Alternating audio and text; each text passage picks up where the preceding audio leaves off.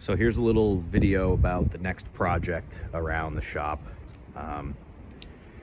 This is a 2003 F250 that we're going to be working on, and it got into an accident, got hit by a tractor trailer. So this side is fairly mangled. What we're going to do is, since the cab is fairly rusty underneath anyway, I got a whole new cab for it. So we're gonna gut the whole interior out of the cab. We're gonna pull the cab off the truck. We're gonna pull the bed off the truck. We're gonna take the interior from this truck, put it into the new cab, and put the new cab on the truck. And then the bed here, this bed is a 2015 bed.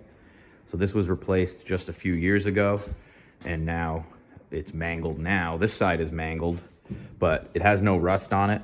So, and as you can see, the rest of the bed is in very good condition.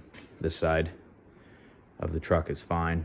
So I'm going to end up just replacing just this bed side. But we'll get into that later. I'm gonna work on the cab first.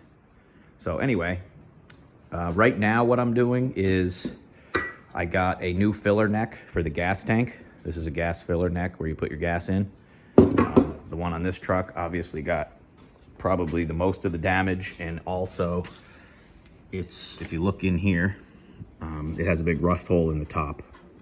So before I get working on this truck at all, I'm gonna replace that filler neck to make sure we don't have, number one, start a fire, and number two, get any junk down in the gas tank that will cause problems later on. So